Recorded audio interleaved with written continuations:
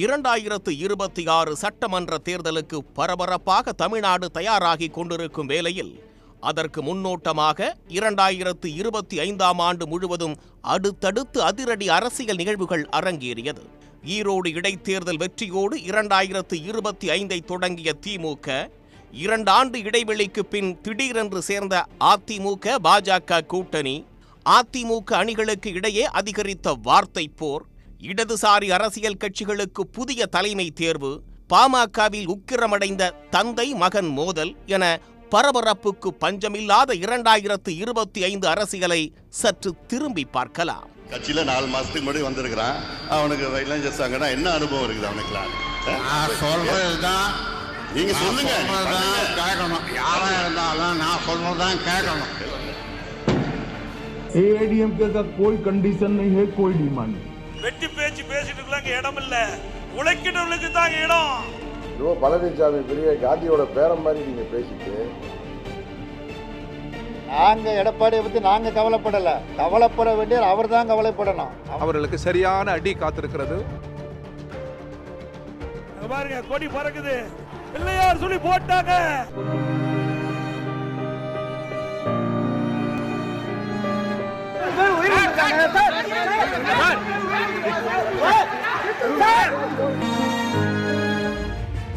திராவிட model 2.0 ஆட்சி தொடங்கியது. இதுதான் ஹெட்லைன்ஸ்.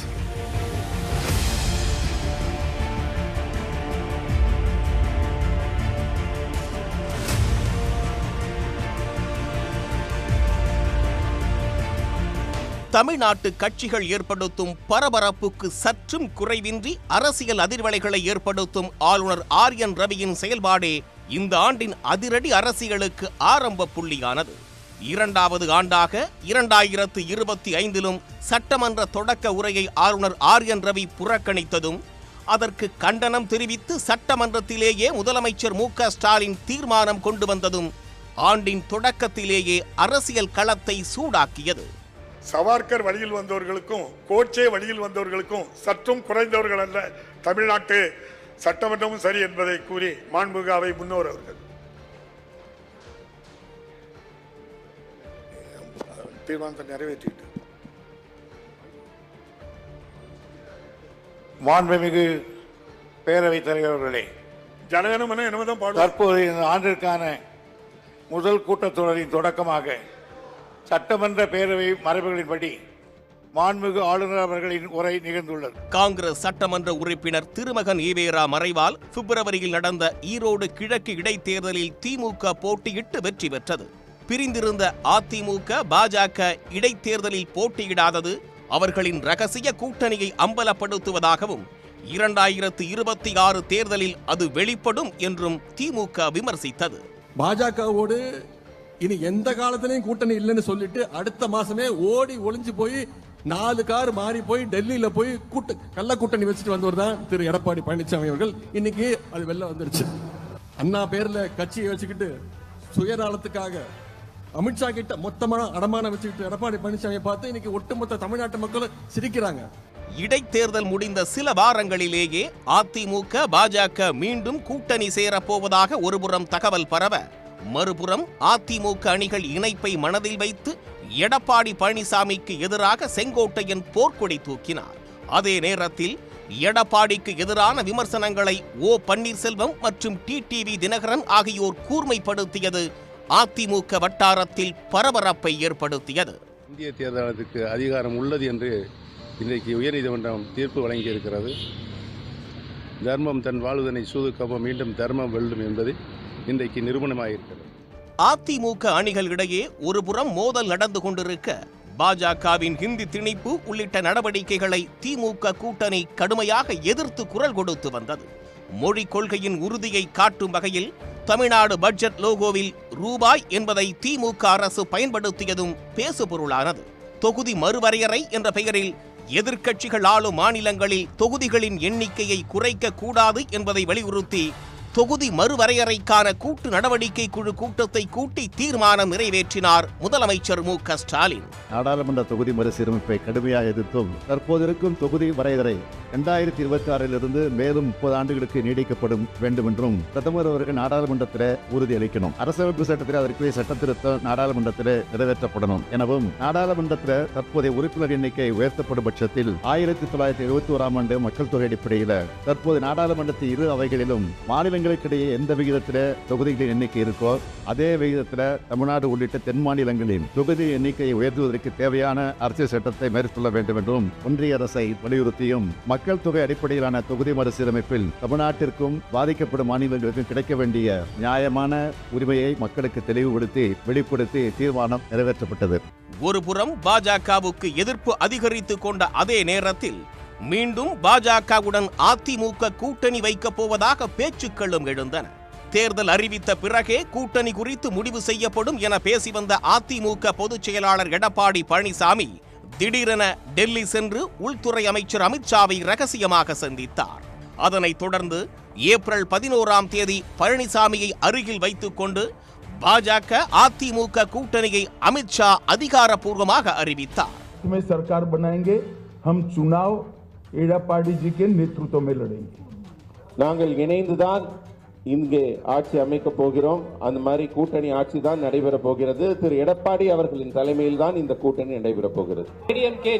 एआईडीएमके का कोई कंडीशन नहीं है, कोई डिमांड नहीं. जरा बताओ भाई तमिल में. ஏடிஎம்கேவோட டிமாண்ட் என்னன்னு அவர் கேட்டதுக்கு, ஏடிஎம்கேவோட எந்த விதமான அவங்க டிமாண்டும் வைக்கவில்லை. இது ஒரு இயல்பான இயற்கையான கூட்டணி. அதிமுக கூட்டணியை விரும்பாத அண்ணாமலையிடமிருந்து தமிழ்நாடு பாஜக தலைவர் பதவி பறிக்கப்பட்டு நயினார் நாகேந்திரனுக்கு வழங்கப்பட்டது. பாஜகவின் நெருக்கடிக்கு பணிந்த பழனிசாமி சந்தர்ப்பவாத கூட்டணி அமைத்ததாக விமர்சனங்களும் எழுந்தன. மீண்டும் பாஜகவுடன் அதிமுக கூட்டணி அமைத்ததால் எழுந்த விமர்சனம் ஓய்வதற்குள் 2026 தமிழ்நாட்டில் கூட்டணி ஆட்சி அமையும், அதில் பாஜக இடம்பெறும் என அமித்ஷா கூறியது அதிமுகவுக்கு புதிய நெருக்கடியை ஏற்படுத்தியது. ஆனால் ஆட்சியில் பங்கு என்பதை எடப்பாடி பழனிசாமி திட்டவட்டமாக மறுத்தார். இந்திய அண்ணா திராவிட முன்னேற்ற கழகத்தை பொறுத்த வரைக்கும் எங்க கூட்டணி ஒற்றுமையாக வலுவாக 2026 சட்டமன்ற தேர்தலில் மிகப்பெரிய வெற்றியை எங்க கூட்டணி பெறும். அனைத்து இந்திய அண்ணா திராவிட முன்னேற்ற கழகம் மிகப்பெரிய வெற்றி பெறும், தனித்து ஆட்சி அமைக்கும். அதிமுக பாஜக கூட்டணியில் மேலும் பல கட்சிகள் இணையும் என்று நம்பிக்கை தெரிவித்த எடப்பாடி பழனிசாமி திமுக கூட்டணியில் உள்ள விசிக இடதுசாரிகளுக்கும் சூசகமாக அழைப்பு விடுத்தார். ஆனால் அந்த அழைப்பை அவர்கள் திட்டவட்டமாக நிராகரித்து விட்டனர். அதிமுக தாவைக்கா போன்ற இன்னொரு 4 கட்சியை சேர்த்து கொண்டு வந்தாலும் சரி, தமிழ்நாட்டில் அது முறியடிக்கப்படும், தோற்கடிக்கப்படும். இந்த பூமி எப்பொழுதும் ஒற்றுமையை விரும்புவோம். பிரித்தாளுகிற சிதைக்கிற கருத்தியலை அது நிராகரிக்கும். அந்த வகையில் நான் சொல்கிறேன், எடப்பாடி போன்று சகோதரர் எடப்பாடி போன்று இன்னும் 10 எடப்பாடிகள் சேர்ந்து வந்தாலும் சரி, சகோதரர் விஜய் போன்ற இன்னும் 10 பேர் சேர்ந்து வந்தாலும் சரி, அல்லது சகோதரர் அண்ணாமலை போன்ற இன்னும் 100 பேர் சேர்ந்து வந்தாலும் சரி, தமிழ் மண்ணில் அவர்களுக்கு சரியான அடி காத்திருக்கிறது. தோற்கடிப்போம், திமுக கூட்டணி வெற்றி பெறும். ஒரு கூட்டணிக்கு கூட நம்பத்தகுந்த அந்த நம்பிக்கையுடைய அல்லது நம்பகத்தன்மையுடைய ஒரு கட்சியா என்ற கேள்வி இயல்பாக எழுகிறது. பாஜகவை கழற்றிவிட்டு அதன் பின்னர் தாவேக்காவோடு கூட்டணி வைக்க அவர்கள் தயாராக இருக்கிறார்களா? இந்த கேள்வி எழுகிற போது அவர்களின் நம்பகத்தன்மையும் கேள்விக்குள்ளாகிறது. தனித்து ஆட்சி அமைச்சாவே அது என்னமா ஆட்சியாக இருக்குன்னு தெரியல. இந்த நிலையில் பிஜேபி கூட்டணி ஆட்சி என்பது தமிழ்நாட்டுக்கு மிகப்பெரிய கேடு விளைவிக்கக்கூடிய ஒன்றாக இருக்கும். ஏற்கனவே மகாராஷ்டிரா உள்ளிட்ட பல்வேறு மாநிலங்களில், மகாராஷ்டிரா, பீகார் உள்ளிட்ட பல்வேறு மாநிலங்களில் பிஜேபி கூட்டணி ஆட்சி எப்படி கூட்டணி கட்சிகளை கபலீகரம் செய்வது, முழுக்க கூட்டணி ஆட்சி என்று சொன்னாலும் பிஜேபியினுடைய எதோச்சதிகார ஆட்சியைத்தான் அவர்கள் நடத்தி கொண்டிருக்கிறார்கள். அத்தகைய ஒரு நிலைமை என்பது தான் பிஜேபி அதிமுக கூட்டணி ஆட்சி அமைத்தால் தமிழ்நாட்டிலையும் ஏற்படும்.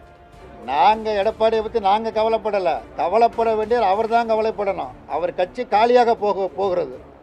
எப்படி மகாராஷ்டிரா மாநிலத்தில் தேசியவாத காங்கிரஸ், சிவசேனா கட்சிகள் கபலீகரமானதோ அதை போல அதிமுக கபலீகரம் ஆகிவிடும் என்பது குறித்து நாங்கள் கவலைப்பட வேண்டிய அவசியமில்லை, எடப்பாடி தான் கவலைப்பட வேண்டும். அதிமுகவுடன் பாஜக மீண்டும் கரம் கோர்த்தாலும் தேசிய ஜனநாயக கூட்டணியில் தொடர்வதாக கூறி வந்த ஓ பன்னீர்செல்வமும் டிடிவி தினகரனும் அதிமுக ஒருங்கிணைய வேண்டும் என வலியுறுத்தினர்.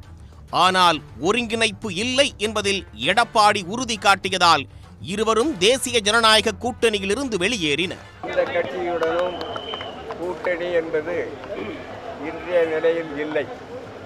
எதிர்காலத்தில் நிலைமைகளுக்கேற்ப கூட்டணியை முடிவு செய்யவும் தீர்மானிக்கப்பட்டுள்ளது. யாரை வீழ்த்த வேண்டும் என்பது எங்களது குறிக்கோள் அல்ல, யாரையெல்லாம் வாழ்த்த வேண்டும் என்பதுதான் எங்கள் குறிக்கோள். ரொம்ப பழனிசாமி பெரிய காந்தியோட பேரம் மாதிரி நீங்கள் பேசிட்டு மற்றவர்களை தாக்கி பேசுகிற உங்களை நாங்கள் தாக்க ஆரம்பித்தோம்னா நீங்கள் முக்காடு போட்டுட்டு வெளியில் வர முடியாது. அதுதான் உண்மை. சில பேரை நான் சொல்கிறேன், யார் உழைக்கிறாங்களோ அவரை தான் அனுசரிப்போம். வெட்டி பேச்சு பேசிட்டு இருக்கலாம் இடம் இல்லை, உழைக்கிறவர்களுக்கு தாங்க இடம். சில பேர் அதிமுகவை அடமான வைக்க பார்க்கிறார்கள். அதிலிருந்து அதிமுகவை காப்பாற்ற அத்தனை பேரும் நம்ம துணிந்து நிற்க வேண்டும். நிற்பீங்களா? எப்பொழுதும் சொல்லுகிறேன், அனைத்து இந்திய அண்ணா திராவிட முன்னேற்ற கழகத்திற்கு எவர் ஒருவர் துரோகம் செஞ்சாலும் அவர் நடு ரோட்டிலே நிற்பார், விலாசம் இல்லாமல் போய்விடுவார். மாநிலங்களவை தேர்தலில் தேமுதிகவுக்கு சீட் வழங்க அதிமுக மறுத்ததால் இரு கட்சிகளிடையேயான நட்புறவில் விரிசல் ஏற்பட்டது.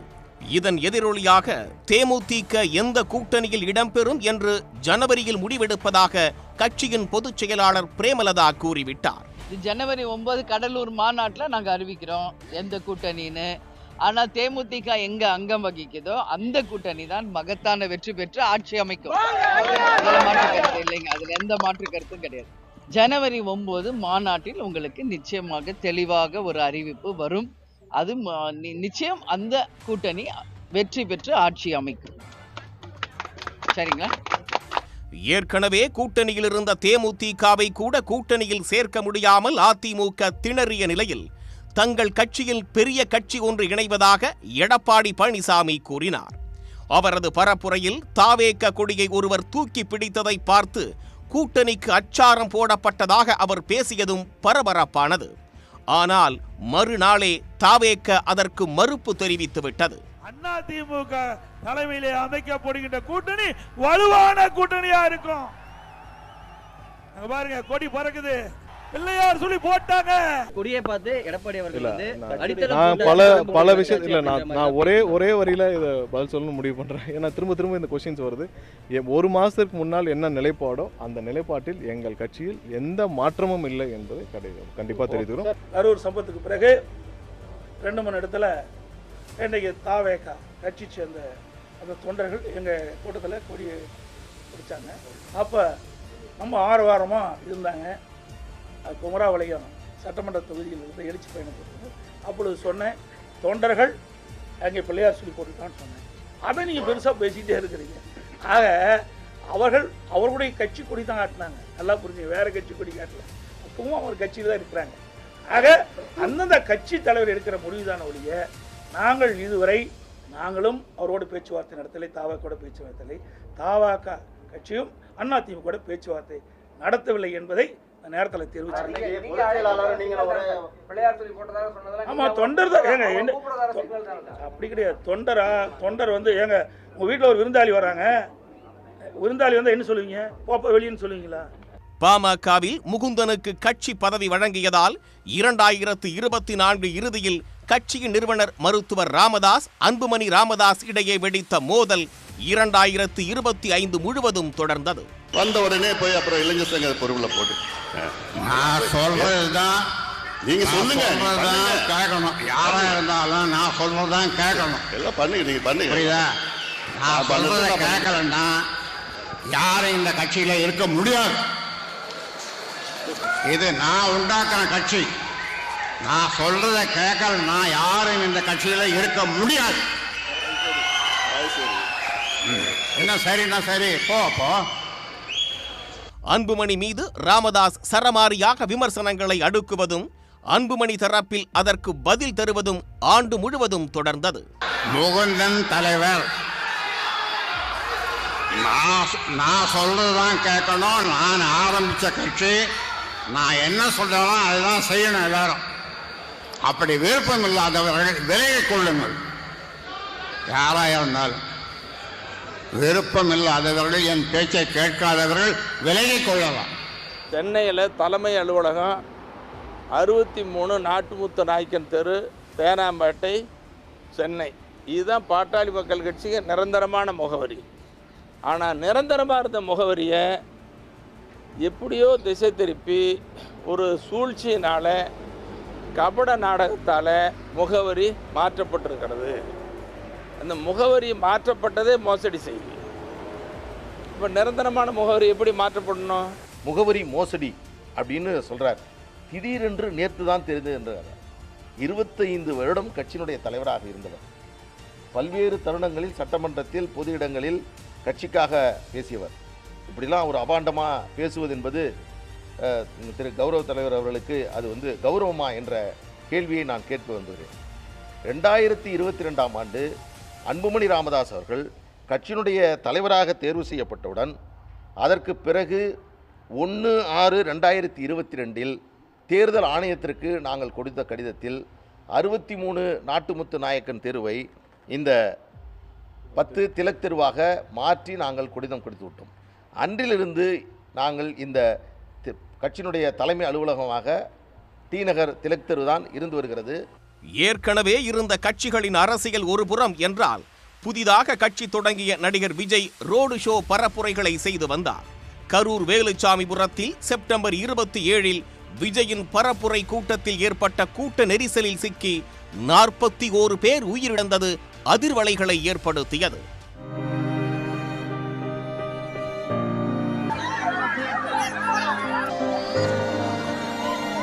ரெண்டு பையன், ஒரு பையன் இறந்துட்டான், பெரிய பையன், சின்ன பையனை காணோம்.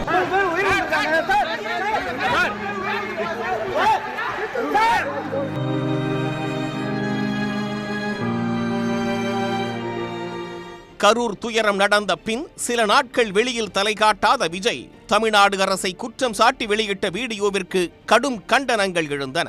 கரூர் துயரம் மனிதனால் உருவாக்கப்பட்ட பேரழிவு என்று சென்னை உயர்நீதிமன்றமும் அதிருப்தி தெரிவித்தது.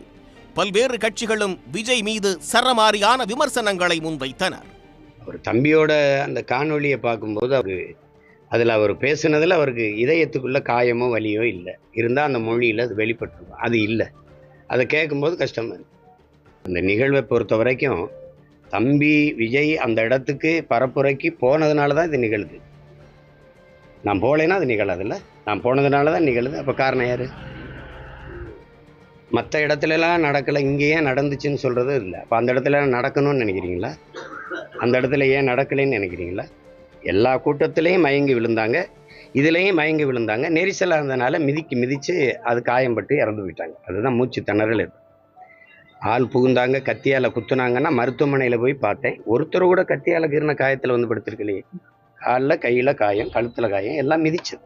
அவங்களே சொல்கிறாங்க, மயங்கிட்டோம், கீழே விழுந்தோன்னா மிதிச்சுட்டாங்க. சில பேர் நாங்கள் போகிறோன்னா இல்லை தலைவர் வந்துடுவார், நில்லுங்கன்னு எங்களை நிறுத்திட்டாங்க. அதில் நெரிசலில் சிக்கிட்டோம், மயக்கம் வந்துடுச்சு, இதான் சொல்கிறாங்க. ஏன்னா காலையிலேருந்து சாப்பிடல, நீர் அருந்தலை.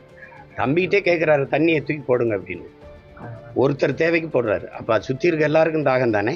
தாவேக கடும் விமர்சனங்களை சந்தித்து வந்த நிலையில் எடப்பாடி பழனிசாமிக்கு எதிராக போர்க்கொடி தூக்கியதால் அதிமுகவில் இருந்து நீக்கப்பட்ட செங்கோட்டையன் தாவேகாவில் இணைந்தது பேசுபொருளானது. கரூர் நெரிசலால் சில காலம் பரப்புரையை நிறுத்தி வைத்திருந்த விஜய் பின்னர் பொதுக்கூட்ட பிரச்சாரத்தை தொடங்கினார். ஈரோட்டில் நடந்த பொதுக்கூட்டத்தில் பேசிய விஜய் திமுக தாவேக இடையேதான் போட்டி என மீண்டும் திட்டவட்டமாக கூறியதும் விவாத பொருளாக மாறியது. சும்மா களத்திலே இல்லாதவங்களையும்,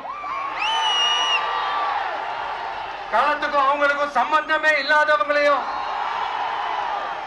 எதிர்க்கிற ஐடியாலாம் இல்ல பாஸ்.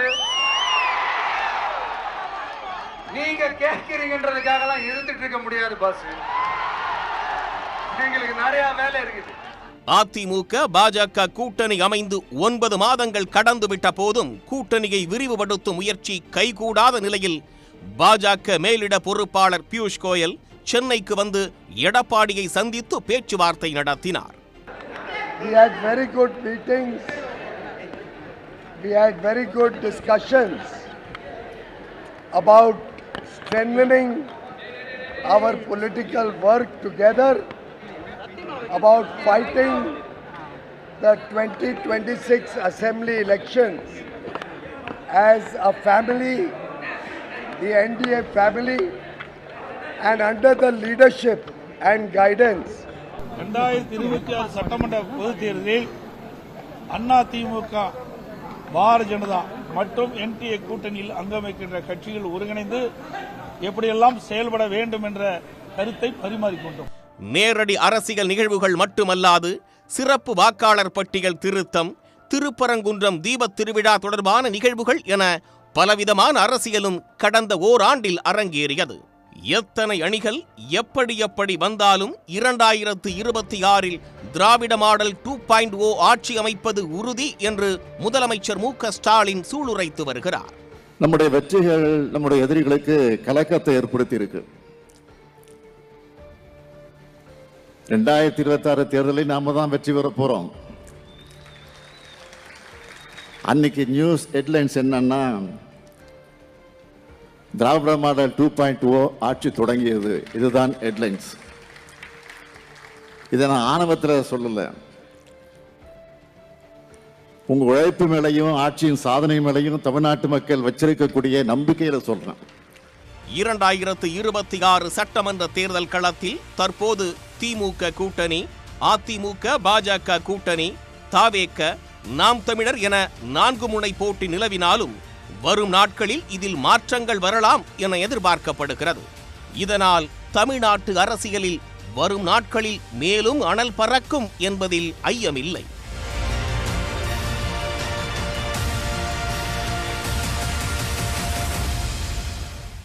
உடனுக்குடன் செய்திகளை தெரிந்து கொள்ள சன் நியூஸ் பெல் ஐகானை கிளிக் பண்ணுங்க.